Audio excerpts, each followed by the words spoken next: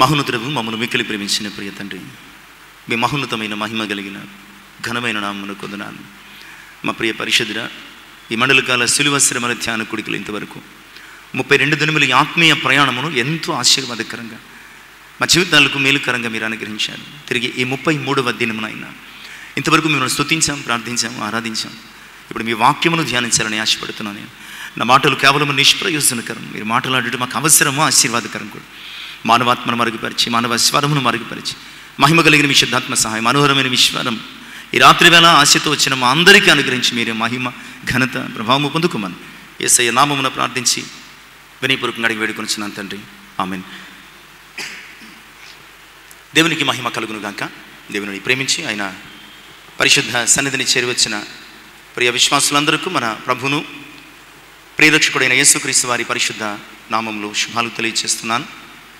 ప్రభునందు ప్రియులారా, ఈ 33వ దిన ధ్యానము కొరకు ఏర్పాటు చేయబడినటువంటి పరిశుద్ధ వాక్య భాగాలు ఈ రీతిగా ఉన్నాయండి. ద్వితీయోపదేశకాండము 4వ అధ్యాయం 1 నుంచి 9 వచనాలు.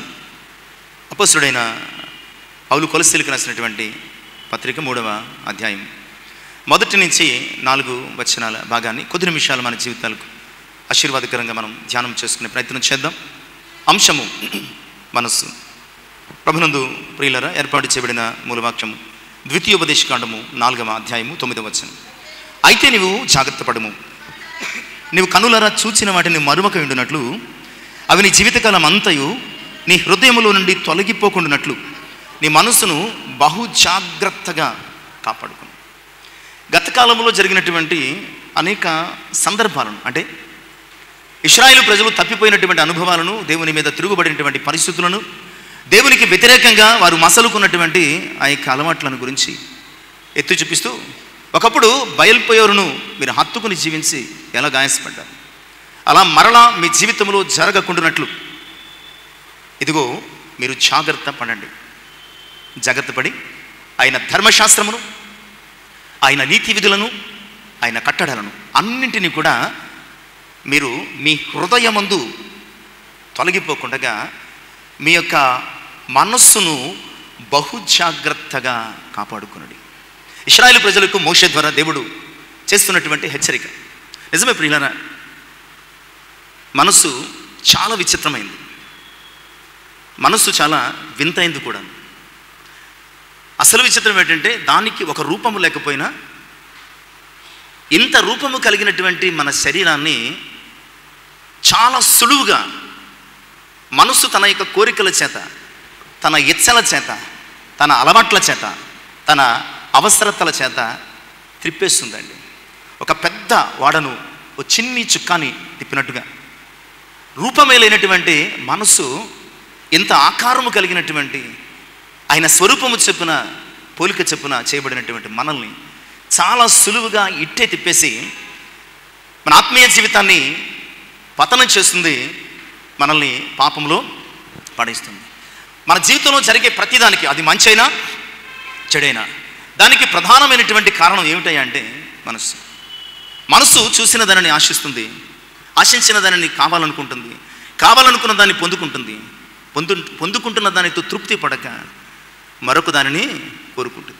ఇదంతా మనస్సు చేసే ఒక చిత్రమైనటువంటి వింతైనటువంటి కారణం. పూర్వం చాలామంది మనస్సును గురించి అనేక పాటలు రాశారు, అనేక కవితలు రాశారు. అందులో మనస్సు చేసే అనేక చేష్టలను గురించి, మనస్సు చేసే అనేక వింతైనటువంటి కార్యాలను గురించి.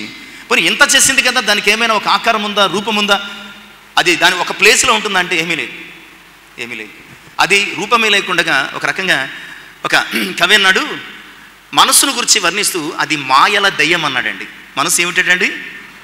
మాయల దయ్యం అటండి. అది ఊహల ఊయలట్టు కూడానండి. నేను ఆ పాటల గురించి చెప్పను, దాని గురించి ఎక్కువ వర్ణించను, కానీ ఆ మనసు గురించి చాలా అద్భుతమైనటువంటి విషయాలు, చాలా మనకి ప్రతిష్ఠిత విశిష్టమైనటువంటి శ్రీ మంగళంపల్లి బార్ల మురళీకృష్ణ గారు ఆ పాట కూడా పాడారండి.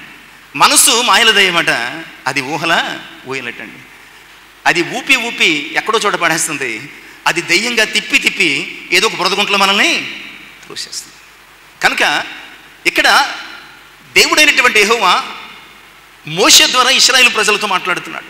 ఎన్ని అద్భుత కార్యాలు చూశారండి ఇశ్రాయేలు ప్రజలు, ఎన్ని ఆశ్చర్య కార్యాలు చూశారు. 430 సంవత్సరాలు ఎవ్వడు విడిపించలేనటువంటి స్థితిలో దేవుడు వారిని అద్భుతంగా విడిపించి నోరు మూసుకుని చూస్తూ ఊరుకున్నారు ఐగుప్తులు, అంతే కదండి. వారేమీ స్పందించలేదు. నోరు మూసుకుని వాళ్ళు వెళ్ళిపోతుంటే వారు అడిగిందల్లా కోరిందల్లా ఇచ్చి తొందరగా మా దగ్గర నుంచి వెళ్ళిపో. 430 సంవత్సరాలు ఎవడు విడిపించలేనటువంటి ఇశ్రాయేలు ప్రజలను ఐగుప్తు బానిసత్వం నుంచి విడిపించాడు. ఎర్ర సముద్రం దగ్గర 6 నెలలు నడిపించాడు. అదే సముద్రంలో తమ శత్రువులను ఏం చేశాడు? ముంచివేశాడు. మారా అనుభవంలో మధురమైనటువంటి నీటిని ఇచ్చాడు. ఆకలైనప్పుడు ఆకాశపు ధాన్యాన్ని మన్నాను కురిపించాడు. కోరిక కలిగినప్పుడు పూరేళ్లను రప్పించి వారి మాంస అపేక్షను తీర్చాడు.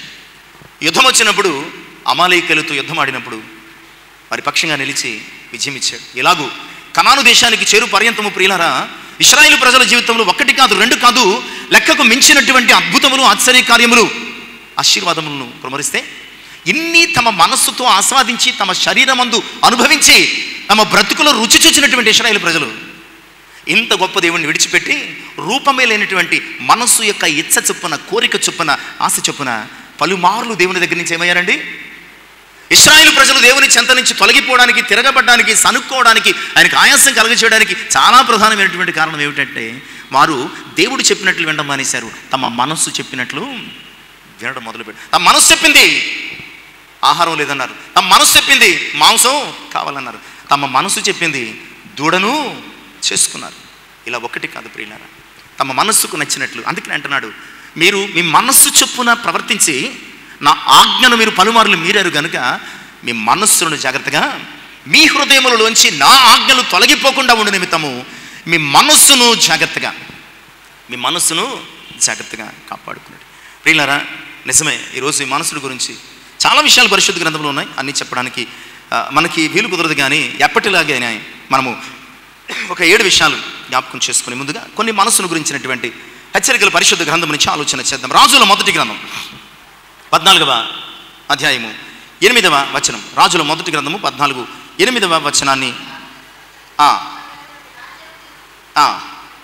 దావీదు సంతతి వారి యుద్ధ నుంచి రాజ్యము తీసివేసి నీకిచ్చి ఉండి నన్ను నా ఆజ్ఞను గాయకొని మనస్ఫూర్తిగా నన్ను అనుసరించి నా దృష్టికి ఏది అనుకూలమో దానిని మాత్రం. ఇవన్నీ ఎవరికి చెప్తున్నాడు అంటే యెరోబాముకి చెప్తున్నాడు.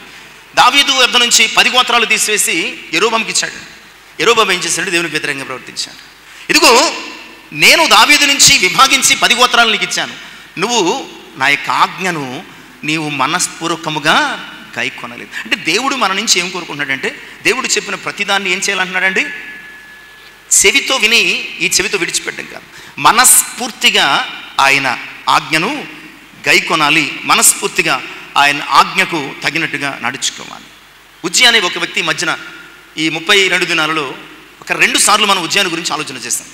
దినవృత్తాంతంలో 2వ గ్రంథము 26, 16 వచనములు కూడా ఉజ్జియా పాడైపోవడానికి కారణం, ఉజ్జియా పాడైపోవడానికి కారణం ఏమిటో తెలుసా? చదవండి అన్నమాట.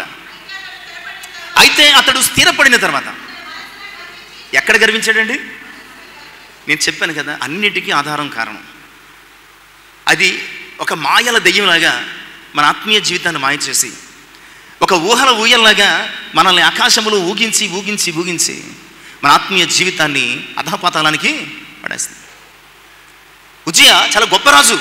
బట్ అతడు స్థిరపడిన తర్వాత అతడు అతడు మనస్సులో గర్వించాడు, శరీరములు కుష్ఠరోగాన్ని తెచ్చుకున్నాడు, దేవుని సన్నిధి నుంచి త్రోసివేయబడ్డాడు. అందుకే కబులు ఆయన మనస్సు ఎరిగిన వాడు ఎవడండి? పరిశుద్ధ గ్రంథంలో ఆయన మనస్సు ఎరిగిన వారు ఎవరు? దావీదు. అందుకనే ఆయన మనస్సు ఎరిగి ఎలాగూ మాట్లాడుకుంటున్నాడు. 51వ సంకీర్తనలు 10వ చరణంలో చెడిపోతున్న ఆ మనస్సును గురించి 51వ సంకీర్తన 10, నా అంతరంగమందు స్థిరమైన మనస్సును, అయ్యా నా మనస్సు చెడిపోయింది. నా మనస్సు ఏమైంది? చెడిపోయింది. కనుక మరలా నీవు అవకాశం నన్ను కరుణించు, నీ సన్నిధి నుంచి తోసివేయకు, నీ పరిశుద్ధాత్మను ఆయన నుంచి తీసివేయకు. నా అంతరంగంలో ఇక మీదట ఎప్పుడూ కూడా నా మనస్సు చలించి నేను పాపములో పడకుండా నిమిత్తము నా అంతరంగమందు స్థిరమైన మనస్సును నూతనముగా పుట్టించుము. అదే 51వ సంకీర్తనలు 12వ చరణములు అంటాడు, సమ్మతి గల మనస్సు కలుగజేసి. అక్కడ స్థిరమైనటువంటి మనస్సును నూతనంగా పుట్టించు. ఈ నా మనస్సు చంచలమైపోయింది, ఈ మనస్సు చెడిపోయింది. బట్ ఇప్పుడైతే స్థిరమైనటువంటి మనస్సును నాకు మరలయ్యి, అలాగే నువ్వేం చెప్పితే అది వినేలాగా, నువ్వు చెప్పిన ప్రతి మాట నేను సమ్మతించేలాగా, యాక్సెప్ట్ చేసేలాగా నా యొక్క మనసును, సమ్మతి గల మనసును కలుగు చేసి నన్ను దృఢపరచుము అని ఆయన ప్రార్థన చేస్తాను. నిజమే, ఈరోజు మన జీవితాలలో మన శరీరంలో కన్ను పోలేదు, కాలు పోలేదు, ముక్కు పోలేదు, చెయ్యి పోలేదు, గుండు జబ్బు, కిడ్నీ ఫెయిల్యూర్, ఇలాగ రకరకాలుగా ప్రార్థన చేసుకునే బదులు అన్నిటికంటే ముఖ్యంగా అయ్యా నా మనసును బాగు చేయి, నా మనసును బాగు చేయి. నా మనసును బాగు చేస్తే నా శరీరము క్షీణించిపోయినా నా కన్నులారా నిన్ను చూస్తాను. శరీరము క్షీణించిపోయినా యోబు అంత గొప్ప విశ్వాసం ఎలా అయ్యాడంటే, అతను శరీరం పాడైపోయింది కానీ మనసు పాడవలేదు. అతని శరీరం మాత్రమే పాడైపోయింది, మనస్సు మాత్రం దేవుని మీద ఆధారపడి జీవిస్తుంది. ఈరోజు మన జీవితంలో కూడా మన శారీరక జబ్బుల విషయమై ప్రార్థించడానికి ముందుగా అయ్యా ముందు నా మనస్సును బాగు చేయి, నా మనస్సును స్థిరపరచు, సమ్మతి గల మనస్సు కలుగు చేయి, నా మనస్సును దృఢపరచు అని చెప్పి మనం దేవుని సన్నిధిలో ప్రార్థన చేయగలిగితే మనసు బాగుంటే శరీరం అంతా బాగుంటుంది, మనసు బాగుంటే బతుకంతా బాగుంటుంది, మనసు బాగుంటే మన జీవితం అంతా బాగుంటుంది అన్న సంగతిని దేవుని యొక్క వాక్యం ద్వారా జ్ఞాపకం. ఇలాంటి మనసుల గురించి పరిశుద్ధ గ్రంథంలో రకరకాల అనేక విషయాలు, చాలా విషయాలు, అన్ని విషయాల కంటే మనస్సుల గురించి చాలా మరి ప్రాముఖ్యమైన సత్యాలు వివరించబడ్డాయి. అయితే ఒక 7 విషయాలు మనం ఈరోజు ఎలాంటి మనసును కలిగి ఉండాలి, ఎలాంటి మనసు, ఈ మనసును కాపాడుకోమన్నాడు కదా, ఎలాంటి మనసును కలిగి ఉండాలో మనం చూద్దాం. మొట్టమొదటిగా మంచి మనసు కలిగి ఉండాలి. మొట్టమొదటిగా ఏం కలిగి ఉండాలండి? మంచి మనసు. మనం కలిగి ఉన్నామా? ఒకసారి మనం వాక్యము చదివేసి వినేసి వెళ్ళిపోయి కాదు, రాసేసుకుని కాదు, ప్రతి వాక్యంలో చెప్పే నేను, వినే మీరు ఒకసారి ఎగ్జామిన్ చేసుకోవలసిన, ఒకసారి కంపేర్ చేసుకోవలసినటువంటి ఆ వాక్యం అనే అర్థంలో ఒకసారి సరిచూసుకోవలసిన, సరిదిద్దుకోవలసినటువంటి అవసరం. ఇక్కడ మొట్టమొదటిగా మీకు పరిచయం చేసినటువంటి మొదటి మనసు ఏమిటంటే, అంటే అన్ని రకాల మనసులు లేవు కానీ మనసులో ఉన్నటువంటి వివిధ రకాలైనటువంటి భావనలు. మొదటి రకపు మనసు ఏమిటండి? మంచి మనసు. ఇప్పుడు చెప్పండి, మీ మనసు మంచిదా కాదా? అప్పుడప్పుడు చెప్తూ ఉంటారు, అంటే మనసు చాలా మంచిదండి, కోపం ఎక్కువ కానీ వాడి మనసు చాలా మంచిదండి అంటారు. అప్పుడప్పుడు చెప్తూ ఉంటారు. మన మనసు మంచిదా కాదా చెప్పండి. తెలియదని మాత్రం అనుకోండి, ఎందుకంటే మన మనస్సు చేసే ప్రతి పని మన శరీరం అందు ప్రత్యక్షమవుతుందండి, రివీల్ చేయబడుతుంది. మన మనస్సు చేసే ప్రతి పని, మన మనసు ప్రతి కోరిక, ఆశ, అది ఎక్కడ ప్రత్యక్షపరచబడుతుందో తెలుసా? మన శరీరంలో ప్రత్యక్షపరచబడుతుంది. నిజమే, అవ్వమ్మ పండు కోసుకుందంటే, దిగంబరులు అయిపోయారంటే ఆ కోరిక ఎక్కడ పుట్టింది? మనసులోనే పుట్టింది. అందుకనే తన మనస్సు చొప్పున పండు కోసుకుని తను దిగంబరురాలుగా అయిపోయింది. మన మనస్సు కోరికలు ఎలా ఉంటాయంటే దాని యొక్క దిగంబరత్వాన్ని మన శరీరంలో చూపిస్తూ ఉంటుందండి.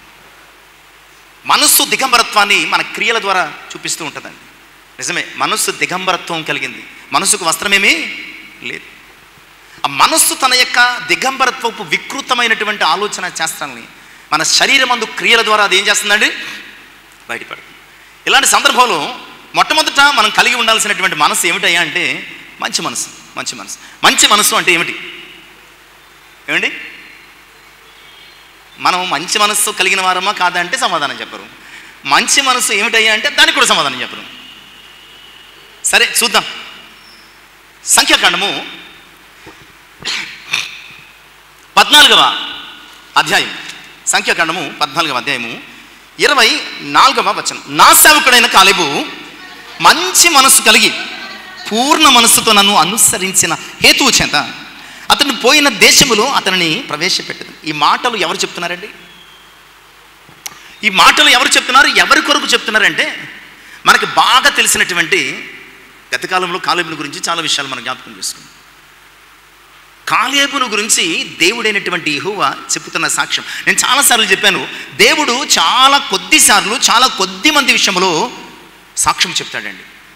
చాలా కొద్ది మంది విషయంలో మాత్రమే ఎవరు పడితే నీ గురించి నా గురించి ఆయన చెప్పాడు. నీ గురించి నా గురించి మనం ఎంత భక్తి అనే ముసుగు వేషం వేసుకున్నా నీ గురించి నా గురించి ఆయన చెప్పడం. ఆయన చాలా కొద్ది మంది గురించి మాత్రమే మాట్లాడతాడు, కొద్ది మంది గురించి మాత్రమే సాక్ష్యం చెప్తాడు. అందులో కాలేబు ఒకడు. కాలేబుని గురించి ఆయన చెబుతూ నా సేవకుడైనటువంటి కాలేబు మంచి మనస్సు కలిగిన వాడు అంతే. ప్రియులరా, ఈ కాలేబు యెహోషువ వాగ్దాన భూమిని వేగు చూడడానికి మరి 10 మంది గోత్రకర్తలతో లేదా నియమించబడిన మనుషులతో వెళ్ళారు. అక్కడి నుంచి వచ్చిన తర్వాత 10 మంది గోత్రాలకు సంబంధించిన వారు ఏం చేశారంటే మనము అస్సలు ఆ దేశానికి వెళ్ళలేము, హైలీ ఇంపాసిబుల్. మనకంటే దీర్ఘదేహులుగా ఉన్నారు, వారి మంచి ఫుడ్ తీసుకుంటున్నారు, యుద్ధ నైపుణ్యత కలిగిన వారు, విస్తారమైనటువంటి జనాంగం. మనం అక్కడికి వెళ్ళడం మంచిది కాదు, వెళ్ళినా జయించలేం, ఓడిపోతామన్నారు.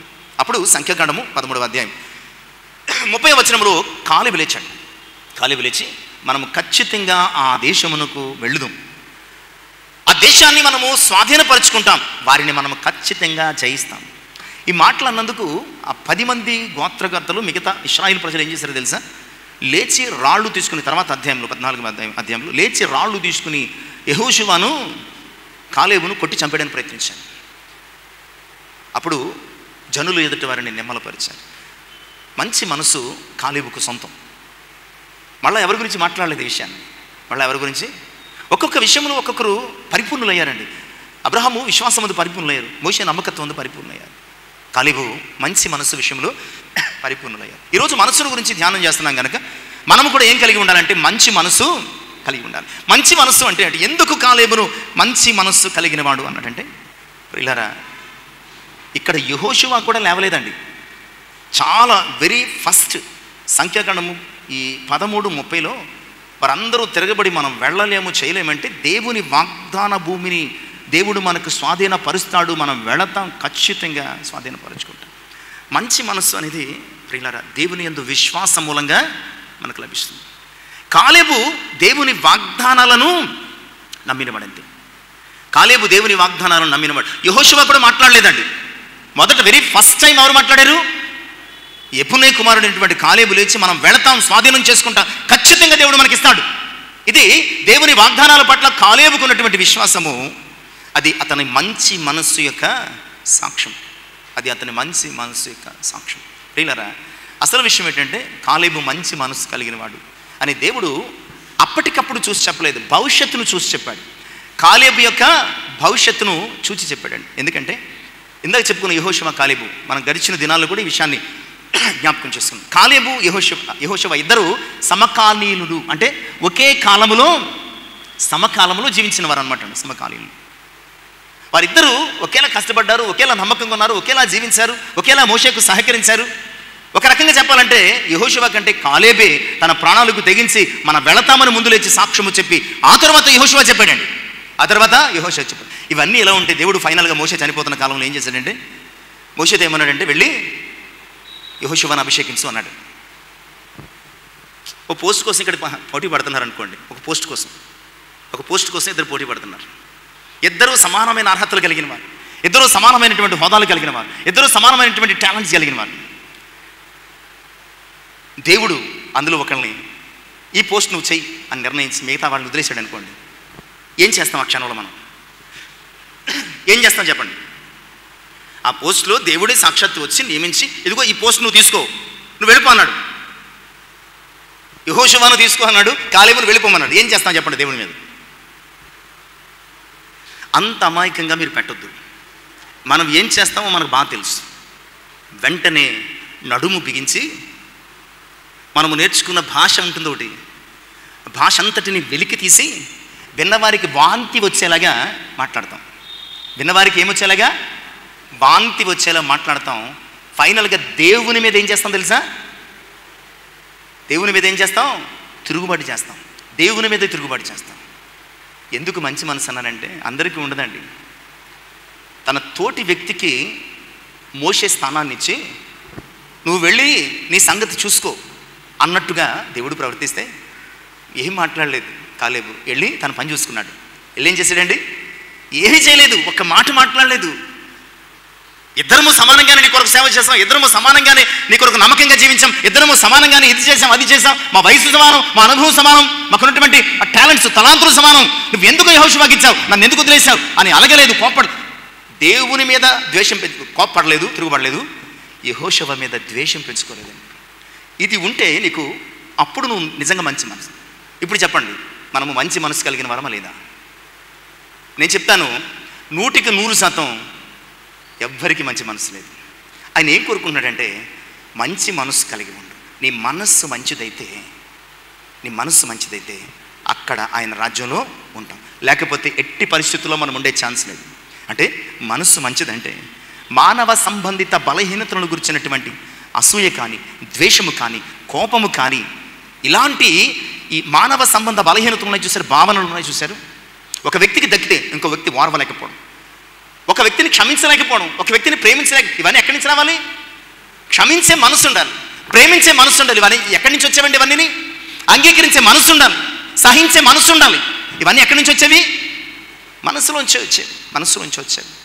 మంచి మనసు కాలేబుది అని ఎందుకు చెప్తున్నాడంటే, యెహోషువను గురించి మాట్లాడలేదు మాట. ఏమో ఒకవేళ కాలేబుకిచ్చి యెహోషువను పక్కన పెట్టేస్తే యెహోషువ తిరగబడేవాడేమో, నాకైతే తెలియదు. బట్ ఇక్కడ కాలేబు మంచి మనస్సు కలిగిన వాడు అని ఎందుకు చెప్తున్నాడంటే, తనకు కూడా దక్కాల్సిన, తనకు కూడా అర్హత ఉండి, తనకు కూడా యోగ్యత ఉండి, తనకేమీ ఇవ్వకుండా యెహోషువ కట్టబెట్టేశాడు. చూసావు దేవుడు ఎంత స్వార్థపరుడండి. దేవుని మీద తిరగబడాలా, యెహోషువ ద్వేషం పెంచుకోవాలి, సహకరించకూడదు. ఇవేమీ చేయలేదు. వెళ్ళి మారు మాట్లాడకుండా తన పని ఏం చేసుకున్నాడంటే కాలేబు చేసుకున్నాడు. ఇంకా ఎంత గొప్పడంటే, మంచి మనసు కలిగిన వాడంటే, యెహోషువ గ్రంథం 14వ అధ్యాయం 6వ వచనంలో దేవుడు తనకు స్వాస్థ్యం ఇస్తానన్నాడు. ఇప్పుడు మనం ఇందాక చదువుకున్నాం కదా సంఖ్యాకాండంలో.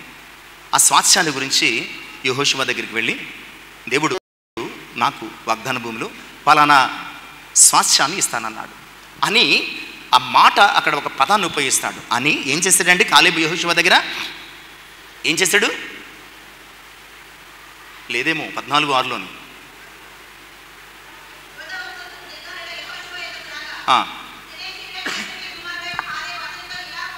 చాలండి. అతనితో ఈలాగు మనవి చేసిన, మనవి అంటే ఏంటండి? మనవి అంటే రిక్వెస్ట్. అందులో హంబుల్నెస్ ఉంది, మనవి చేసాడు. ఆర్డర్ వేయలేదు. ఆడు మాట్లాడలేదు, నేను ఎందుకు మాట్లాడాలి? నేను మాట్లాడలేదు. ఎంత దౌర్భాగ్యంలో క్రైస్తవ విశ్వాసంగా మనం జీవించామంటే, ఎదుటోడు తగ్గించుకోకపోతే మనం తగ్గించుకో. దేవుడు ఏం చెప్తున్నాడు? తాను తగ్గించుకునేవాడు. నువ్వు తగ్గించుకోలేదంటే దాని అర్థం ఏమిటి? నువ్వు ఎప్పటికీ పైకి రావని అర్థం. నువ్వు తగ్గించుకోలేదంటే, ఒకవేళ నిన్ను నువ్వు హైప్ చేసుకోవాలని అనుకోవచ్చు, కానీ నేను చాలా గొప్పదాన్ని అయిపోను అనుకోవచ్చు, కానీ నువ్వు తగ్గించుకునే స్వభావం లేకపోతే ఎప్పటికీ నువ్వు పైకి రావు. ఇది దేవుని శాసనం, ఇది దేవుని యొక్క శాసనం అంతే. కాలేబు ఎందుకు ఇక్కడ రాయబడ్డాడంటే, అతడు తగ్గించుకున్నాడు. పోన్లే, నాకంటే దేవునికి బాగా తెలుసు ఎవరు ఇశ్రాయేలీయులకు నాయకుడు అవ్వాలో, ఎవరు ఇశ్రాయేలీయులను నడిపించగలడో, ఎవరు ఇశ్రాయేలీయులకు సరైనటువంటి వ్యక్తో దేవునికి తెలుసు. కాబట్టి యెహోషువను పెట్టుకున్నాడు అని తన పని చేసుకున్నాడు. ఒకరోజు యెహోషువ దగ్గరికి వెళ్ళి, అయ్యా పలానా టైంలో దేవుడు నాకు పలానా స్వాస్థ్యాన్ని ఇస్తానన్నాడు కనుక దయచేసి అది నాకు ఇవ్వమని మనవి చేశాడు. తగ్గించుకున్నాడు. ప్రియులారా, ఈరోజు తగ్గించుకునే మనసు లేకపోతే, ఎదుటి వ్యక్తి మీద కోపము, ద్వేషము, నేనెందుకు వెళ్ళాలి, నేనెందుకు చెప్పాలి, నేనెందుకు చేయాలి, దేవుడు మనకి తన కృప చూపించకపోతే ఈరోజు మనం ఇక్కడ ఉండేవాళ్ళం. దేవుడు మనల్ని హెచ్చించాడు కనుక మనం ఏం మాట్లాడుతున్నామో మనకి తెలియటం లేదు. దేవుడు మనల్ని తన కృపతో ఇంకా బ్రతికిస్తున్నాడు కనుక మనం ఎలా ప్రవర్తిస్తున్నామో కూడా తెలియటం లేదు. ఒక తగ్గింపు లేదు, ఒక ప్రేమ లేదు, ఒక క్షమాపణ లేదు, ఒక సహనం లేదు. చెప్తాం వాళ్ళని. ఇప్పుడు నేను చెప్తున్నానండి, సహనము, తగ్గింపు, ప్రేమ, క్షమాపణ అని. నాకు లేదు, నీకు లేదు, నాకు లేదు, నీకు లేదు. అలాంటప్పుడు మనం క్రైస్తవులంగా మనగలగడానికి అర్హత ఉందా? ఎట్టి పరిస్థితుల్లో లేదు. మనము క్రీస్తు వారము కానైకం. ఎందుకంటే చాలా క్లియర్గా చెప్తారు, క్రీస్తు యేసునకు కలిగిన ఈ మనసు, ఏ మనసు? హెచ్చించుకోవడమా, ద్వేషించడమా, తిరగబడ్డమా, నువ్వెంత నేనంత అని అనుకోవడమా, నువ్వు అలాంటుడు, నువ్వు ఇలాంటి దానివి అనుకోవడమా? ఇదా దేవుని మనసు? ఇదా క్రీస్తు మనసు? నీకు నొప్పి కలిగితే సహించడము క్రీస్తు మనసు. ఎదుటివాడు నిన్ను దూషిస్తే క్షమించడము. ఎప్పుడైనా ఒక్కసారైనా ప్రయత్నించామా? అలాంటప్పుడు ఈ మనసు అస్సలు మన జీవితంలో లేదు. ఒకవేళ ఎవరైనా తృణీకరిస్తే, తోలనాడితే నువ్వు ఊరక నిలిచి చూసావా? దేవుడు ఏమన్నాడు? ఊరక నిలిచి చూడండి. ఊరక నిలిచి చూసినప్పుడు ఏమైందండి? సముద్రము ఆరిన నేల అయింది. ఫరో సైన్యము ఆ సముద్రములు పడి చచ్చిపోయారు. దేవుడు నీ పట్ల కార్యాలు చేయటం లేదు, నా పట్ల వ్యాజ్యమాటం లేదు అని అంటున్నావు తప్ప, ఎప్పుడు నీవు దేవునికి అవకాశం ఇచ్చావు కనుక, దేవుని చిత్తమునకు అప్పగించుకుని నువ్వు మంచి మనస్సుతో క్షమించి ఎదురు చూసావు కనుక ప్రియులారా, కాలేబు మంచి మనసు కలిగిన వాడు. ఎందుకంటే అతడు తనకు రానిది ఎదుటి వారికి దక్కిందని కానీ, ఎదుటివాడు గొప్పడు అయ్యాడని కానీ ఏమాత్రము ద్వేషము పెంచుకోకుండా అలా చేసినటువంటి దేవుని మీద తిరుగుబడకుండా అతడు మంచి మనస్సుతో సహించాడు, క్షమించాడు, ప్రేమించాడు, విధేయుడయ్యాడు. ఈరోజు క్రీస్తు వరమైతే ఇవి కలిగి ఉండాలి. ఇవి లేకపోతే సర్టిఫికెట్ క్రిస్టియన్స్ మాత్రమే, మెంబర్షిప్ క్రిస్టియన్స్ మాత్రమే తప్ప దేవుని సముఖములో మనం క్రైస్తవులుగా నువ్వు నిజంగా అంత దమ్ము ధైర్యం ఉంటే గనక ఏంటి ఎంత పురుషంగా మాట్లాడుతున్నారు అనుకుంటున్నారా? దమ్ము ధైర్యం అనేది ఎక్కడుంటుందో తెలుసా? దమ్ము ధైర్యం నిన్న చెప్పిన తుంటే తొడగొట్టడంలో కాదు, నిన్ను దూషించిన వారిని ప్రేమించడం క్రైస్తవుని దమ్ము. క్రైస్తవుని దమ్ము ఎక్కడుందో తెలుసా? నిన్ను దూషించిన వారిని, నిన్ను ద్వేషించిన వారిని, నీ మీద తిరగబడిన వారిని నువ్వు ప్రేమించడం, క్షమించడం, సహించడం. ఇది క్రైస్తవునికి ఉండే దమ్ము. కోప్పడేవాడి మీద ఎవడైనా కోప్పడతాడండి. అయ్యో కొడితే కుక్క కూడా మొరుగుతుందండి, ఇది పెద్ద విశేషమే ఉంది. కోప్పడితే కోప్పడం ఎవడైనా చేస్తాడు. కోప్పడినప్పుడు క్షమించగలిగితే కదా క్రీస్తుని నీవు చూపించగలుగుతావు. అది కదా మంచి మనసు. ద్వేషిస్తే ప్రేమించడం, అది కదా క్రీస్తు మనసు. అట్టి మనసు ఈ వ్యక్తి కలిగి ఉన్నాడు. ఈరోజు నీ మనస్సును కాపాడుకుంటే నువ్వు మంచి మనసు కలిగి ఉండు, నువ్వు మంచి మనసు కలిగి ఉండు అని చెప్తాను. ప్రియులారా, ఎందుకు కాలేబు మంచి మనసు కలిగి ఉన్నాడంటే ఒకదానికి అప్పుడు 8 అయిపోయింది అక్కడ. ఎందుకు కాలేబు మంచి మనసు కలిగి ఉన్నాడు అని చెప్తున్నానంటే, కాలేబు ఇహ సంబంధమైన విషయాలు దేని మీద కూడా, తన చుట్టూ ఉన్న దేని మీద, అధికారం మీద కానీ పదవి మీద కానీ దేని మీద ఆశ పెట్టుకోలేదు. దేవుడిచ్చిన వాగ్దానము మీద దృష్టి పెట్టుకున్నాడు. అంతే. ఏమడిగాడు? గొప్పోడులే, అది నా పోస్ట్, అసలు నాకు రావాల్సింది వదిలేశాను కాబట్టి నీకు వచ్చింది అనలేదు. యెహోషువ దగ్గరికి వెళ్ళి నీ పోస్టు నా పోస్టు గొడవ ఎందుకు, కానీ దేవుడు నాకు స్వాస్థ్యం ఇస్తానన్నాడు, దాని విషయమే నాకు న్యాయము చెయ్యి అని మంచి మనసుతో అడిగాడు.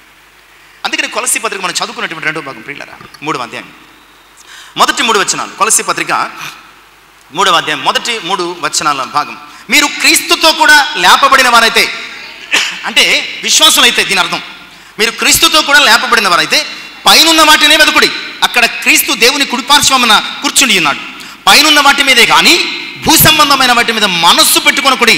ఎలాగనగా మీరు భూ సంబంధమైన వాటి విషయమై ఏమైపోయారు? మీరు చనిపోయారు. మీ జీవము క్రీస్తుతో కూడా దేవుని యందు దాచబడి ఉన్నది. మనకు జీవమైన క్రీస్తు ప్రత్యక్షమైనప్పుడు మీరును ఆయనతో కూడా మహిమ యందు ప్రత్యక్షపరచబడు. కాలేబు మంచి మనస్సు ఈ అంశములు చివరిగా ఎందులో ఉందంటే ప్రియులారా, కాలేబు దేవుని వాగ్దానం మీద మనసు పెట్టాడు, ఇంకా దేని మీద మనసు పెట్టాడు. క్రైస్తవుడు మంచి మనసు కలిగిన వాడు కావాలంటే క్రైస్తవుడు దేని మీద మనసు పెట్టాలి? పైనున్న వాటి మీద మాత్రమే, అంటే ప్రభువు మీద మాత్రమే మనసు పెట్టాలి. ఇక ఈ పదవులు, పరిస్థితులు, గొప్పలు, తక్కువలు, హెచ్చులు, తగ్గులు, వీటి మీద ఏది కాదు. వీటి మీద మనసు పెట్టుకుంటే అసలు క్రైస్తవుడు కాదు. ఎందుకంటే వీటి విషయమే మనం ఏమైపోయామంటండి, వీటి విషయమే మనం చచ్చిపోయాం. నువ్వు పరసంబంధమైన విషయాల మీద మనసు పెట్టుకో, పై వాటిని చూడు. కాలేబు కనాను స్వాస్థ్యాన్ని చూశాడు కనుకే దేవుడు మంచోడు అన్నాడు. మనం కూడా పరలోక స్వాస్థ్యాన్ని చూడగలిగితే మనము కూడా మంచి మనసు కలిగిన వారు. ఇక 2వ అంశానికి నడిపించబడదామండి. త్వరగా వెళ్ళిపోదాం. దినవృత్తాంతముల 2వ గ్రంథం 17వ అధ్యాయం 6వ వచనం. యెహోవా మార్గముల యందు నడుచుకున్నట్టుకు అతడు తన మనస్సును దృఢపరుచుకున్న వాడై ఉన్నత స్థలములను, దేవతా స్తంభములను యూదాలోంచి తీసివేశాను. ఇక్కడ యూదా రాజు అయినటువంటి యెహోషాపాతు కనబడుతున్నాడు. యూదా రాజు అయిన యెహోషాపాతు, ఇతడు ఎలాంటి మనసు కలిగి ఉన్నాడు? దృఢమైనటువంటి స్ట్రాంగ్ విల్ అనమాట. దృఢమైనటువంటి మనసు కలిగి ఉన్నాడు. కనుకనే అతడు తన రాజ్యానికి వచ్చేసరికి ఇతర విషయాల మీద దృష్టి పెట్టకుండా రాజ్యములో తన దేవుని ప్రజలకు ఉరిగా మారినటువంటి ఇతర దేవతా స్తంభములను, ఉన్నత స్థలములను పడగొట్టి అందరూ కూడా దేవుని వైపు మనస్సు త్రిప్పుకోవడానికి తన మనస్సును దృఢ. ఈ కార్యాలు చాలా కాలంగా ఉండిపోయిన ఒక ఆచారాన్ని మనం తీయాలంటే చాలా దమ్ము ఉండాలండి కదండి. చాలా కాలంగా అలవాటైపోయినటువంటి ఒక ఆచారాన్ని మనం తీయాలంటే సమాజం నుంచి కానీ సంఘం నుంచి కానీ చాలా గట్స్ ఉండాలండి. అందుకని ఇక్కడ యెహోషాపాతును గురించి మాట్లాడుతూ అతడు వచ్చిన వెంటనే ఉన్నత స్థలములను, ఇతర దేవతా స్తంభములను తొలగించాడు. ఎలా తొలగించాడంటే తన మనస్సును దృఢపరుచుకున్నాడు.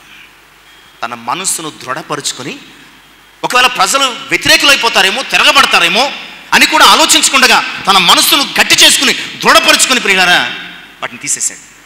ఈరోజు నీ మనస్సును ఏలుతున్నటువంటి ఏదైనా సరే, అది ఉన్నత స్థలం కావచ్చు, ఇతర దేవతా స్తంభం కావచ్చు. ఈరోజు మన మనసులో చాలా ఏలుతున్నాయండి. ఆశలు ఏలుతున్నాయి, అక్కరలు ఏలుతున్నాయి, వ్యామోహాలు ఏలుతున్నాయి, వ్యసనములు ఏలుతున్నాయి, మన మనసులో చాలా ఏలుతున్నాయండి. మన మనసులో కూడా చాలా రకాలైనటువంటి విగ్రహాలను మనం పెట్టుకుని ప్రియులారా దేవుని ఎదుట చాలా ఆయాసకరంగా ప్రవర్తిస్తుంది. ఈరోజు మనం చేయాల్సిన పని, నీ మనస్సు గట్టి చేసుకుని, అంటారు కదా మనస్సు రాయి చేసుకో అంటారు, మనస్సు దృఢపరుచుకుని నీ మనస్సును ఏలుతున్నటువంటి ప్రతి మాలిన్యాన్ని, నీ మనస్సును ఏలుతున్నటువంటి ప్రతి దుష్టత్వాన్ని నువ్వు తీసివేసుకోవాలని చెప్తున్నాను. అలా చేయాలంటే నీ మనసు ఏం చేయాలా? దృఢపరుచుకోవాలి. మనస్సును దృఢపరుచుకోవడం అనేది చాలా ప్రధానమైనటువంటి విషయం. ఈరోజు మన మనస్సును దృఢపరుచుకోగలుగుతున్నామా లేదా? అంటే ప్రతిదానికి లొంగిపోయే పరిస్థితి కలిగి ఉన్నామా? చిన్నదానికి, పెద్దదానికి, అయిన దానికి, కాని దానికి, ప్రతిదానికి మనము లొంగిపోయే మనస్సును కలిగి ఉన్నామా? లేదంటే దేనికి చలించకుండా అచంచలమైనటువంటి అనగా దృఢమైనటువంటి మనస్సు కలిగి ఉన్నాం. చాలాసార్లు మనం చూసే ప్రతిదాన్ని కావాలనుకుంటాం. మనం చూసే ప్రతిదాన్ని ఇది కావాలి, అది కావాలి, అది కావాలి, ఇది కావాలి, ఏది పడితే అది కావాలనుకుంటాం. అది హానా కీడా కాదు. కానీ ఇక్కడ దేవుని వాక్యం ఏం చెప్తున్నాడు? యెహోషాపాతు తన మనస్సును దృఢపరుచుకున్నవాడే, తన మీద రాజ్యములో వ్యతిరేకత తిరుగుబాటు వస్తుందని తెలిసినప్పటికీ ఆ ఇతర దేవతా స్తంభములను, ఆ ఉన్నత స్థలములను పడగొట్టేశాడు. ఈరోజు నీ జీవితంలో ఏదైతే విగ్రహంగా ఉందో, ఏదైతే దేవతగా ఉన్నదో, ఏదైతే ఒకవేళ ఉన్నత స్థలంగా ఉందో దానిని నీవు పడగొట్టేసే లేదా తీసివేసే దృఢత్వం నీ మనసుకుందా లేదా? అలా ఉంటే నీ మనసు బాగున్నట్టు. అలా ఉంటే నీ మనసు బాగున్నట్టు. లేదంటే నీ మనసు ఎలా ఉన్నట్టు? బలహీనంగా, దేనికి పడి దానికి. ఎవరి పాప? మీ పాప. ఇందాక నుంచి మనసు దృఢంగా లేదు. 5 నిమిషాలకి 10 నిమిషాలకి మంచినీళ్ళు తిరుగుతుంది. ఆ బాటిల్స్ పట్టుకురండి దయచేసి. మీరు పిల్లల్ని అలా వదిలేదు. ఇది పిల్లల ఆట కాదు, ఇది దేవుని మందిరం. చాలా జాగ్రత్తగా ఉండాలి. దానికి దీనికి దానికి ఒక గంట సేపు మనం ఉండకపోతే మన మనసు దృఢంగా లేనట్టే. పిల్లల్ని కొంచెం జాగ్రత్తగా మీరు ఉండండి. మంచినీళ్ళు పిల్లలకు అవసరం, మంచిదే. అయితే మీరు బాటిల్స్ తెచ్చుకోండి. ఆ బాటిల్స్ మీ దగ్గర పెట్టుకుని మంచినీళ్ళు పట్టించండి. లేదా 10 సార్లు అటు ఇటు తిరిగి వాళ్ళ మనసు పోగోక, నా మనసు పోగోక, చివరికి మీ మనసు పోగోక మన మనసు చంచలం అయిపోయి పడిపోయే ప్రమాదం. కనుక పిల్లల్ని మీరు కుదురుగా పెట్టండి దయచేసి. రేపటి నుంచి బాటిల్స్ తెచ్చుకోండి. ఒక 7 రోజులు మాత్రమే ఉంది. బాటిల్స్ తెచ్చుకుని మీరు దగ్గర కూర్చోబెట్టుకుని మంచినీళ్ళు పట్టించండి. ఓకేనా? ఇక్కడ మన మనస్సును దృఢపరుచుకోవలసినటువంటి అవసరత ఉన్నది. అందుకని యెహోషువ గ్రంథంలో 23వ అధ్యాయం, యెహోషువ గ్రంథం 23వ అధ్యాయము 6వ వచనాన్ని మనం చదువు. కాబట్టి మీరు మోషే ధర్మశాస్త్ర గ్రంథంలో వ్రాయబడినదంతటిని గాయకొని అనుసరించుటకు మనస్సు దృఢము చేసుకొని ఎడమకు కానీ. దృఢం చేసుకోవడం అంటే ఏమిటో తెలుసా? ఇటు అటు చూడకుండగా మనము స్థిరంగా ఉండాలన్నమాట. ఇటు అటు చూడకుండగా మనము స్థిరంగా ఉండాలి. అందుకని సామెతల గ్రంథంలో జ్ఞాని అయినటువంటి సొలొమోను ఒక చక్కటి మాట మనందరికీ అవసరమైనటువంటి మనస్సు దృఢం చేసుకోవడానికి ఉండే మాట 25వ అధ్యాయం 28వ వచనములో చెప్తాడు. ప్రాకారము లేని పురము ఎట్టిదో, తన మనస్సును అణచుకోలేని వాడు అటివాడే. ప్రాకారము లేని పురం అంటే పూర్వం రాజ్యాలకు పెద్ద పెద్ద ప్రాకారాలు, కోటగోడలు ఉన్నాయి. ఆ కోటగోడలు ఎందుకంటే శత్రువు నుంచి రక్షణ. అలాగే మనస్సును కూడా అణుచుకొని ఒక లిమిట్, ఒక బార్డర్ ఏర్పాటు చేసుకోకపోతే ప్రియులరా, మన మనసు కూడా సాతాను వేసే అనేక రకాలైనటువంటి ఆశల అంబులకు గురి అయ్యి పరి విధాలు పాడైపోతుంది. కనుక నీ మనస్సుకు దేవుని వాక్యం అనే ప్రకారం వేసుకో. నీ మనస్సుకు దేవుని వాక్యం అనే గోడ కట్టుకో. అప్పుడు నీ మనస్సు దృఢంగా ఉంటుంది. ఇక 3వ అంశానికి నడిపించబడదాం. యెషయా గ్రంథం 26వ అధ్యాయం 3వ వచనం. యెషయా గ్రంథము 26వ అధ్యాయము 3వ వచనం. 3వ రకమైన మనస్సు చూద్దాం. ఎవరి మనస్సు నీ మీద ఆనుకొనును వారిని నీవు పూర్ణ శాంతి గలవానిగా. ఈరోజు మనశ్శాంతి ఎంతమందికి ఉంది చెప్పండి? ఈరోజు మనశ్శాంతి ఎంతమందికి ఉంది? చాలా సంతోషం. ఉంది అన్న వాళ్ళు అయితే నిజంగా మీరు 8వ అద్భుతం, ప్రపంచపు 8వ వింత. నాకు మనశ్శాంతి ఉందని చెబితే కనుక మీరు ప్రపంచపు 8వ వింత ఖచ్చితంగా మిమ్మల్ని నోట్ చేసేది. అమెరికా దేశాన్ని వెళ్ళే ట్రంప్ మొదలుకొని స్థానికంగా ఉన్న మన వరకు ఎవ్వడికి మనశ్శాంతి లేదు. ఎవ్వడికి మనశ్శాంతి లేదు. నేను ఖచ్చితంగా చెప్తున్నాను. ఒకవేళ ఉంది అని చెబితే అది అబద్ధం కావచ్చేమో. ఎందుకంటే ఏదో ఒక రకమైన చింత. కారణం ఏంటంటే మనకు పూర్ణ శాంతినిచ్చే దేవుని మీద కాక ప్రతి దాని మీద మనము ఆనుకుంటున్నాం, డిపెండ్ అవుతున్నాం. ఇక్కడ ఏమి చెప్తుందంటే వాక్యం, నీకు పూర్ణ శాంతి కావాలి అంటే, నీకు నెమ్మది కావాలంటే నీ మనసు ఎక్కడుండాలి? నీ మనసు ఎక్కడుండాలి? దేవుని మీద ఆనుకోవాలి. అంటే నీ మనసును దేవుని మీద వేసాయి, మనసులో ఉన్న భారాన్ని వేసాయి, నువ్వు హ్యాపీగా ఉన్నావు. వేస్తామా ఎప్పుడైనా? ఎవరి మీద పడితే వాళ్ళ మీద వేస్తాం తప్ప దేవుని మీద, ఎవరి మీద పడితే వాళ్ళ మీద ఆనుకుంటాం తప్ప, ఎవరి మీద పడితే వాళ్ళ మీద ఆధారపడతాం తప్ప దేవుని మీద మనం ఆనుకో. ఇక్కడ చెప్తున్నాడు, ఎవని మనసు, ఈ మనసు పేరేంటంటే ఆనుకునే మనసు. ఎన్ని మనసులు చూసామండి ఇప్పుడు మనం? మొదటి మనసు మంచి మనసు, రెండో మనసు దృఢమైన మనసు, మూడో మనసు ఆనుకునే మనసు. ఈ మనసు ఏమిటంటే ఇతర విషయాల మీద, తనకున్నటువంటి దేని మీద కానీ, తనకున్నటువంటి ఎవరి మీద కానీ అనుకోదు. మనము దేని మీద పడితే దాని మీద, ఎవరి మీద పడితే వాళ్ళ మీద ఆనుకుంటాం, ఆశపడతాం, ఆనుకుంటాం, ఆశపడతాం. చివరికి వాళ్ళు హ్యాండ్ ఇస్తే లేదా అనుకున్న జరగకపోతే మన మనసులో ఏముంటుంది? నెమ్మది పోతుంది, అశాంతి, అశాంతి, అశాంతి. దేవుడు చెప్తున్నాడు, నీ మనస్సు ఎలా ఉండాలంటే దేవుని మీద ఆనుకో.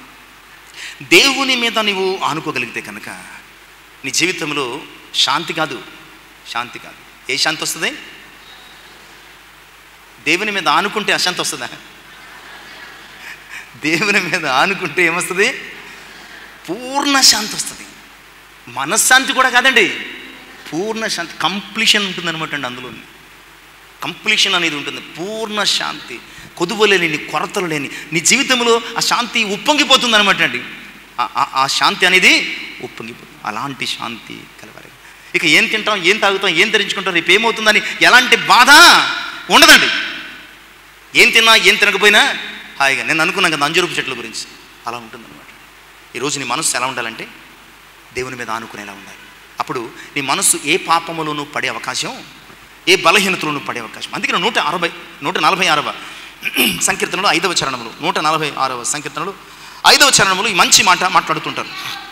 ఎవరికి యాకోబు దేవుడు సహాయుడగునో, ఎవడు తన దేవుడైన యెహోవా మీద ఆశ పెట్టుకున్నాడు వాడు ధన్యుడు. అంటే ఎవడు తన దేవుడైన యెహోవా మీద ఆనుకొనును వాడు ధన్యుడు. అదే 146వ సంకీర్తన 3-4 చరణాల్లో అంటాడు, రాజుల చేతనైనను నరుల చేతనైనను రక్షణ కలుగుదు, వారిని నమ్ముకొనుకుడి, వారి ప్రాణము వెడైపోవును, వారి మంటి పలుగుదురు అంటాడు. వారి సంకల్పాలు నాడే నశించిపోతాయి. నువ్వు మనుష్యులను నమ్ముకుంటే, మనుషుల మీద అనుకుంటే నీ పని అయిపోయినట్టే. నువ్వు మనుషుల మీద అనుకుంటే నీ పని ఆనుకోవడం అంటే నమ్ముకోవడం అంటే నీ పని అయిపోయింది.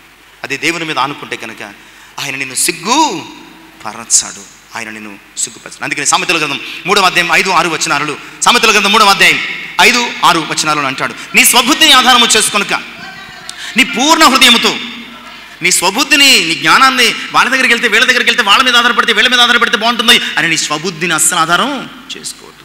నీ పూర్ణ హృదయముతో యెహోవా యందు నమ్మిక ఉంచు, నీ ప్రవర్తన అంతటి యందు ఆయన అధికారములకు, అప్పుడు ఆయన నీ త్రోవలను సరళం చేస్తాడు. కనుక ప్రియులారా, మన మనస్సును దేవుని మీద ఆనుకుని దేవుని మీద వేయాలి, అప్పుడు బాగుంటుంది.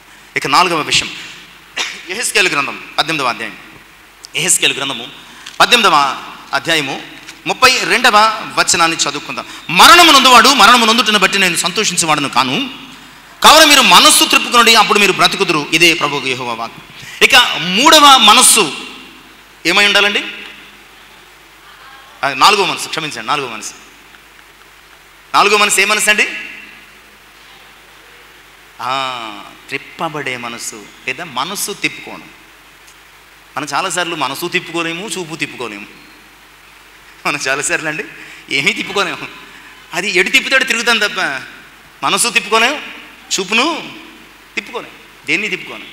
అందుకనే మనసు దాని చుట్టూ మనల్ని తిప్పుకుంటూ ఉంటుంది అనమాట, పాపం చుట్టూ తిప్పుకుంటుంది. ప్రియులరా, ఇక్కడ ఏమంటాడంటే, ఒకవేళ నీతిమంతుడు అతడు తన జీవితకాలం అంతా నీతి చేసి చివరిలో పాపం చేస్తే అతడు తన నీతిని బట్టి బ్రతకడు, అతడు చేసిన పాపాన్ని బట్టే శిక్షించబడతాడు. ఒకవేళ ఈ చెడుతనం చేసేవాడు లేదా దుష్టుడు తన జీవితకాలం అంతా పాపం చేసి చివరి అవకాశంలో తన పాపాన్ని ఒప్పుకుని మనసు తిప్పుకున్నాడు అనుకోండి, అతడు బతుకుతాడు. ఇది ఈ వచనం యొక్క సారాంశం. ఈ అధ్యాయం అంతా ఇది చెప్తాడు, ఈ అధ్యాయం అంతా ఇది చెప్తాడు. వాడు నీతిమంతుడై చివరిలో పాపం చేస్తే వాడి నీతి వారిని రక్షించదు, వీడి దుష్టుడై చివరిలో మారు మనసు పొందిన ఇతని దుష్టత్వము ఇతనిని చంపేది, బతుకుతాడు. కనుక మీరు ఏం చేయమంటున్నాడంటే, మనస్సు ఇప్పుడైనా మనసు తిప్పుకో. ఇప్పుడే నువ్వు మనసు, ఇప్పటి వరకు నీ మనసును లోకం వైపు తిప్పుకున్నావు, ఇప్పటి వరకు నీ మనసును లోకుల వైపు తిప్పుకున్నావు, ఇప్పటి వరకు నీ మనస్సును లోక ఆశల వైపు మళ్ళించు. లోకములో ఉన్నదంతా నేత్రాశ, శరీరాశ, జీవపు డంబం. అది గతించిపోయింది, నువ్వు కూడా గతించిపోయే ప్రమాదం ఉన్నది కనుక వెంటనే నీ మనసు తిప్పేసుకో.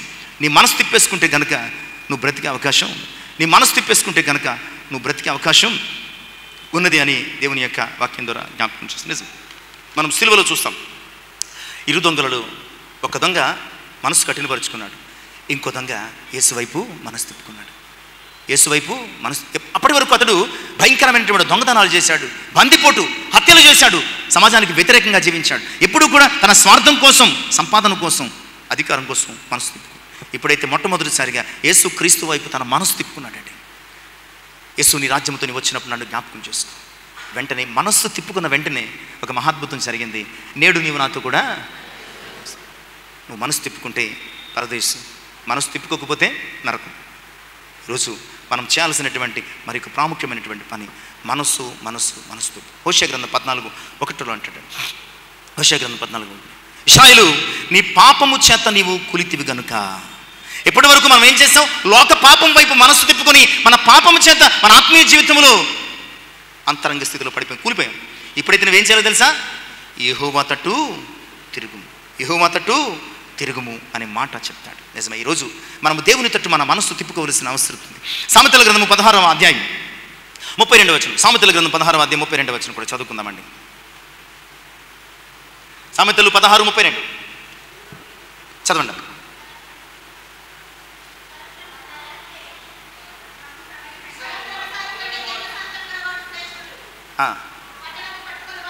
పట్టణము పట్టుకునే వానికంటే, ఒక రాజు కంటే మనస్సును స్వాధీనపరుచుకున్నాడు గొప్పడటండి. ఒక రాజు కంటే పట్టణమును పట్టుకునేవాడు, అంటే యుద్ధం చేసి ఒక పట్టణాన్ని రాజు పట్టుకుంటాడు.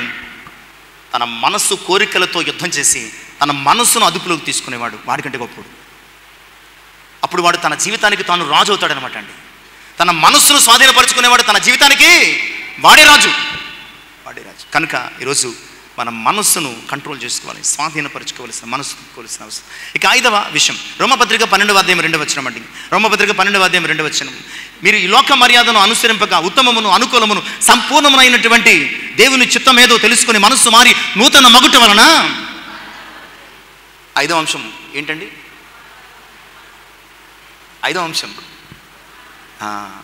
మార్పు చెందిన మనస్సు, లేదా మనస్సు మార్చుకో. 5వ అంశం ఏంటంటే, 5వ మనసు ఏంటంటే మార్చుకోవలసిన మనస్సు, లేదంటే మనస్సు మార్చుకోడు. ఇక్కడ అంటాడు, మీరు ఎంతకాలము ఈ లోక మర్యాద మీద మనసు పెట్టుకున్నారు.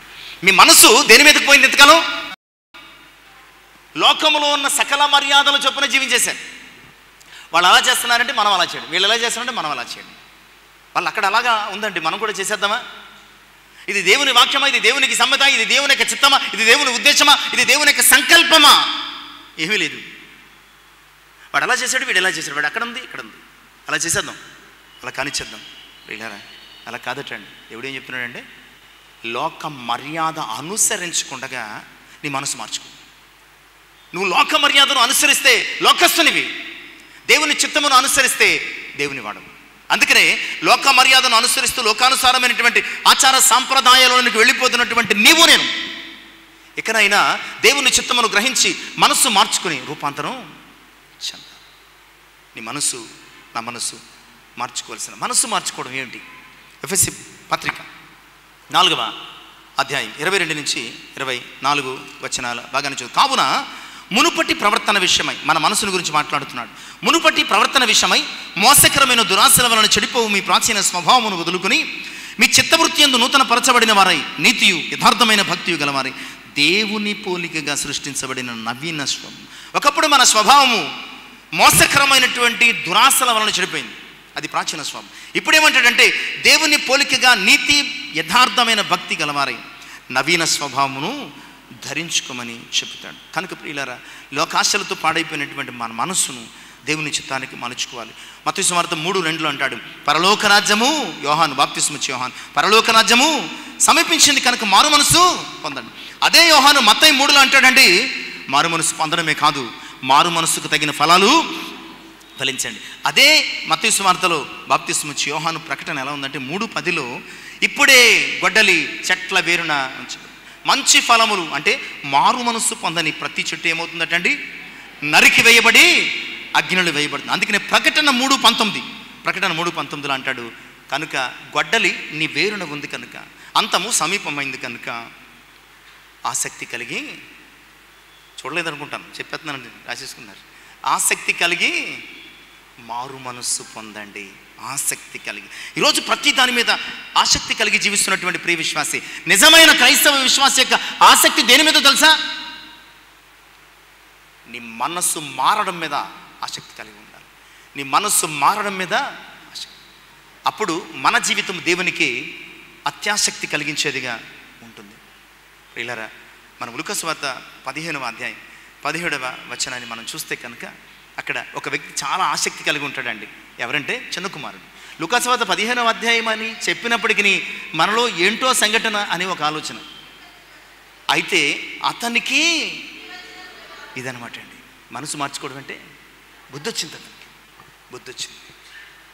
ఈరోజు మనకు కూడా బుద్ధి వస్తే కానీ మనసు మారదు. రోమపత్రిక 2వ అధ్యాయం 4-5 వచనాల భాగంలో ఈ చక్కటి మాట, దేవుని అనుగ్రహము మారు మనస్సు పొందుటకు నేను ప్రేరేపించుచున్నదని ఎరుగక ఆయన అనుగ్రహ ఐశ్వర్యమును సహనమును దీర్ఘశాంతమును తృణీకరించుదువా? నీ కాఠిన్యమును మార్పు పొందని హృదయమును అనుసరించి ఉగ్రత దినమందు అనగా దేవుని న్యాయమైన తీర్పు బయలుపరచబడి దినమందు నీకు నీవే మారు మనస్సు పొందకపోతే నీకు నీవే ఏం సిద్ధపరచుకుంటున్నట్టు? ఇక నీ ఇష్టమని వాక్యం చెప్పు. ఇక 6వ రకపు మనస్సు, మలాకీ గ్రంథం 2వ అధ్యాయం 16వ వచనం. మలాకీ గ్రంథము 2వ అధ్యాయము 16వ వచనాన్ని మనం చదువుకుందామండి. భార్యను పరిత్యజించుట నాకు అసహ్యమైన క్రియ అని ఇశ్రాయేలు దేవుడగు యెహోవా సెలవిచ్చున్నాడు. మరియు ఒకడు తన వస్త్రములను బలాత్కారముతో నింపుట నాకు అసహ్యమని సైన్యములకు అధిపతి యెహోవా సెలవిచ్చున్నాడు. కాబట్టి ఏం చేయాలటండి? ఆరోది, మీ మనస్సు చెదరిపోకుండా చెడిపోకుండా, మన మనస్సులు చెదరిపోకుండా చెడిపోకుండా దేవుడు మనకిచ్చినటువంటి బంధాల విషయమై, భార్య విషయమై, బిడ్డల విషయమై మన మనసును ఏం చేసుకోవాలటండి? కాచుకోవాలి అన్నటువంటి సంగతిని. అలా కాచుకోకపోతే అట్టి స్థితి దేవునికి ఏమిటండి? అసహ్యమైనటువంటి స్థితి అన్నటువంటి సంగతిని జ్ఞాపకం చేస్తుంది. కనుక 6వదిగా మన మనస్సును మనస్సును ఎలా కాచుకుంటామండి? ఎలా కాచుకుంటాం చెప్పండి? ఒక సలహా ఇస్తారా ఏమైనా? మనస్సును ఎలా కాచుకోగలం? మనస్సును ఎలా కాచుకోగలమంటే పేతురు తన మొదటి అధ్యాయం 13వ వచనంలో అంటాడు, కాబట్టి మీ మనస్సు అను నడుము, మనస్సును కట్టుకోవడం ద్వారా కాపాడుకోవచ్చండి. మనస్సు అను నడుమును ఏం చేయమంటున్నాడండి? కట్టుకోమంటున్నాడు. నడుము కట్టుకోమంటే బెల్ట్ పెట్టుకోమని కాదు, నడుము కట్టుకోమంటే ఎఫ్ఎస్సి పత్రికలో దీని గురించినటువంటి ఒక పరిపూర్ణమైనటువంటి సమాధానం మాట్లాడుతూ 6వ అధ్యాయము 14వ వచనం. 6వ అధ్యాయం 14వ వచనం. ఎలా అనగా మీ నడుమునకు సత్యమును దేంతో కట్టుకోవాలటండి? మనస్సు అనే నడుమును సత్యము అనే కట్టుతో కట్టుకోవాలండి. ఎప్పుడు సత్యముతో నీ మనస్సును బంధిస్తావో అసత్యము వైపునకు ఇంక నీ మనస్సు వెళ్ళదు. కనుక అలాంటి సత్యమును దట్టితో మనస్సు అను నడుమును కట్టుకోవాల్సిందిగా వాక్యం. ఇక చివరి అంశం చూద్దామండి. నెహెమ్యా గ్రంథం 4వ అధ్యాయం 6వ వచనం. నెహెమ్యా గ్రంథము 4వ అధ్యాయము 6వ వచనాన్ని చదువుకుందాం. ఆయనను పనిచేయుటకు జనులకు మనస్సు కలిగి ఉండెను గనుక మేము గోడను కట్టుచుంటాం. ఇక చివరి మనసును గురించి మాట్లాడేసుకుందాం. చివరి మనసు ఏంటండి? చివరి మనసు ఏంటి చెప్పండి? చివరిది ఏంటంటే మనస్సు కలిగి ఉండడం. మనస్సు కలిగి ఉండడం. చాలాసార్లు చెప్పాను, అబ్బాయి నా వల్ల కాదండి, నేను చేయలేనండి, నేను రాలేనండి, నేను చెందలేనంటే మనం ఏమంటామంటే మనసు ఉంటే మార్గం ఉంటుందండి అంటాం. ఏమంటామండి మనం? మనసు ఉంటే మార్గం ఉంటుంది. అది ఏ విషయమైనా సరే మనసు ఉంటే. మనము ఏదో అనుకుంటాం, కుదరదు, అది కుదరదు, చేయదు, చెందలేము అని అనుకుంటాం. కానీ మనసుంటే ఎంతటి క్లిష్టమైనటువంటి పరిస్థితుల్లోనైనా ఏదో ఒక మార్గం దొరుకుతుందండి. ఇక్కడ జరిగిన సందర్భం ఇక మనం చదువుకున్న 4వ అధ్యాయం మొదటి నుంచి చూస్తే, నెహెమ్యా ఇశ్రాయేలీయుల బృందం అక్కడ గోడ కడుతున్నారు. గోడ కడితే టోబియో సన్బల్లట్టు అనే ఇద్దరు వచ్చి, అధికారులు వచ్చి వారు కట్టిన గోడను చూసి వారు ఎగతాళి చేసి నవ్వి, వీరు కట్టినటువంటి గోడ మీద ఒక నక్క ఎగిరితే ఆ గోడ ఏమవుతుంది, కూలిపోతుంది అని వెటకరించారు. జనులు చాలా బాధపడ్డారు. వారి చేసిన వెటకారానికి చాలా నిరాశ చెందారు, డిస్కరేజ్ అయిపోయారు. అయినప్పటికీ అక్కడ రాయబడుతున్న మాట, అలాంటి ఎగతాళి పరిస్థితులు చుట్టూ ఉన్నప్పటికీ, అపహాస్యం చేస్తున్న వారు చుట్టూ ఉన్నప్పటికీ, తమ పని జరగనివ్వకుండా ఏదో రకంగా పాడు చేయాలి, మనస్సును విరిచేయాలి అనేటువంటి వారు చుట్టూ ఉంటుండగా జనులు ఏం చేశారో తెలుసా? గోడ కట్టుటకు మనస్సు కలిగి ఉన్నారు. ఈరోజు అన్నిటికంటే ముఖ్యం ఏంటంటే, నీ క్రైస్తవ విశ్వాస జీవితంలో, నీ సంఘ జీవితంలో, దేవుని పట్ల, సంఘము పట్ల నువ్వు నమ్మకంగా జీవించు క్రమంలో నీ చుట్టూ ఉన్నవారు నిన్ను చాలా ఎగతాళి చేస్తూ ఉంటారు, అపహాస్యం చేస్తూ ఉంటారు, ఇబ్బంది పెడుతూ ఉంటారు. వారి మాటలు నిన్ను చాలాసార్లు డిస్కరేజ్ చేస్తాయి, డిప్రెషన్లోనికి నడిపించేస్తాయి. మనం ఏం చేస్తామంటే కొన్నాళ్ళు దేవుని మీద, సంఘం మీద కూడా అలిగేసేసి ఇంట్లో కూర్చుంటాం అంటాం. కానీ ఇక్కడ జనులు ఏం చేశారంటే, తమ చుట్టూ ఎలాంటి పరిస్థితులు నెలకొన్నప్పటికీ వారు చేసిన పని, వారు కట్టుటకు మనస్సు. సంఘములో రకరకాల పరిస్థితులు ఉండొచ్చు, కానీ నీవు దేవుని పని చేయడానికి మనసు కలిగి ఉండాలి. నీ చుట్టూ రకరకాల పరిస్థితులు ఉండొచ్చు, కానీ దేవుని పని కొరకు నువ్వు మనసు కలిగి ఉండాలి. దేవుని కార్యాల కొరకు, దేవుని సన్నిధికి రావడం కొరకు, దేవుని స్తుతించడం కొరకు, దేవుని ఆరాధించడం కొరకు, దేవునికి అనుకూలంగా సజీవ యాగముగా నిన్ను నువ్వు సమర్పించుకోవడం కొరకు నువ్వేం కలిగి ఉండాలండి? నీ చుట్టూ రకరకాలు ఉంటారు. రోడ్డు మీద యాక్సిడెంట్లు జరుగుతున్నాయి, రోడ్డుకి వెళ్ళడం మానేసావా? 10 అంతస్తుల బిల్డింగ్ కూలిపోయిందంటే నువ్వు అంతస్తులు కట్టుకోవడం మానేసావా? ఫ్లైఓవర్స్ కూలిపోతున్నాయంటే నువ్వు ఫ్లైఓవర్స్ ఎక్కడం మానేసావా? బోటు మునిగిపోయిందంటే నువ్వు సముద్రం మీద షికారుకి వెళ్ళడం మానేసావా? ఏం మానేసావు? కానీ సంఘం మానేస్తావు, ఆరాధన మానేస్తావు, ప్రార్థన మానేస్తావు, దేవుని మీద అలుగుతావు, సంఘం మీద అలుగుతావు. ప్రియులారా, మనస్సు కలిగి ఉండాలి. ఆయన పని చేయడానికి, ఆయనను ఆరాధించడానికి, ఆయనను ఘనపరచడానికి, ఆయనకు నీవు సజీవ యాగముగా సమర్పించుకోవడానికి నీవేం కలిగి ఉండాలంటే మనస్సు కలిగి ఉన్నారు కనుకే. ప్రియులారా, నిన్ను కూడా చెప్పుకున్నాం, మనస్సు కలిగి ఉన్నారు కనుకే జస్ట్ 52 డేస్లో గోడలు కట్టేశారు. మనస్సు కలిగి లేకపోతేనండి ఒక చిన్న బాత్రూమ్ కూడా కట్టలేము సంవత్సరానికి. మనస్సు కలిగి లేకపోతే మేస్త్రి గారికి మన పని మీద విరక్తి పుట్టేసింది అనుకోండి, 6 నెలల్లో పూర్తయిపోయిన బిల్డింగు 3 సంవత్సరాలు పడుతుంది. ఖాళీ లేదండి. అలా అని చెప్పేసి ఇంకో ఆయనకి చెప్పుకోవడానికి లేదు, వీళ్ళకి మళ్ళీ ఒక పెద్ద కమిటీ ఉంటుంది. ఇలాంటి పరిస్థితులు ఉంటాయి. ప్రియులారా, మనస్సు కలిగి ఉంటే ఏదైనా మన జీవితంలో సాధ్యం. కనుక నీ పట్ల కాదు, దేవుని కార్యాల పట్ల నువ్వు మనస్సు కలిగి ఉండి. అందుకని కొరింథీ మొదటి పత్రిక 15:58 ఈ పర్యాయాలు, 3 పర్యాయాలు 2 పర్యాయాలు ఈ మాటలు చదువుకున్నామండి. కాగా నా ప్రియ సహోదరులారా, ప్రభునందు మీ ప్రయాసం వ్యర్థము కాదని ఎరిగి స్థిరులను కదలని వారును ప్రభు కార్యాభివృద్ధి అందు ఎప్పటికీ ఆసక్తి కలిగి. కనుక ఎలాంటి మనసు కలిగి ఉన్నావు? నీ మనస్సును కాపాడుకో. అంటే దేవుని వాక్యం ఏం చెప్తుందంటే, నీ మనస్సును ఎలా కాపాడుకోగలవు? మంచి మనస్సు కలిగి ఉండి కాపాడుకో. నీ మనస్సును దృఢపరచుకోవడం ద్వారా కాపాడుకో. నీ మనస్సు దేవుని మీద ఆనుకోవడం ద్వారా కాపాడుకో. నీ మనస్సు దేవుని వైపు తిప్పుకోవడం ద్వారా కాపాడుకో. నీ మనస్సు మార్చుకోవడం ద్వారా కాపాడుకో. నీ మనస్సును కాచుకోవడం ద్వారా కాపాడుకో. నీ మనస్సు దేవుని కార్యాల పట్ల మక్కువ కలిగి ఉండడం ద్వారా కాపాడుకో. కనుక ఈరోజు నీ మనస్సు ఎలా ఉందో ఆలోచన చేసుకుని, చెప్పబడిన ఈ మనస్సును, స్థాయిని జ్ఞాపకం చేసుకుని, అట్టి మనస్సును కలిగి మనం కూడా జీవించడానికి సిద్ధపడదాం. చివరిగా ఒక్క మాట చదువుకొని మనం ముగించుకుందాం. కొరింథీ మొదటి పత్రిక 1వ అధ్యాయం 10వ వచనం. సహోదరులారా, మీరందరూ ఏకభావంతో మాట్లాడవలననియు, మీలో కక్షలు లేక ఏక మనస్సుతోనూ ఏకతాత్పర్యముతోనూ మీరు సన్నద్ధులై ఉండవలనని మన ప్రభు అయిన క్రీస్తు పేరిట మిమ్మను వేడుకొనిచున్నాను. నా సహోదరులారా, మీలో కలహములు కలవని మిమ్మల్ని గురించి క్లోయ ఇంటి వారి వలన నాకు తెలియవచ్చాను. మీలో ఒకడు నేను పౌలు వాడను, ఒకడు నేను అపోలో వాడను, మరి ఒకడు నేను కేఫా వాడను, ఇంకొకడు నేను క్రీస్తు వాడనని చెప్పుకొనిచున్నారని నా తాత్పర్యం. క్రీస్తు విభజించబడి ఉన్నాడా? చాలా విషయాలు చెప్తాడు, సమయం లేదు. కనుక మనం నేర్చుకోవాల్సింది ఏంటంటే, మనము ఏక మనసు, ఏక తాత్పర్యం. దేవుని కార్యాల పట్ల ఏక మనసు, ఏక తాత్పర్యం మనం కలిగి జీవించగలిగితే కనుక దేవుని నామము మహిమపరచబడుతుంది, మన సాక్ష్యము ఫలిస్తుంది. ఎందుకంటే క్రీస్తు విభజించబడలేదు. క్రీస్తు విభజించబడలేదు.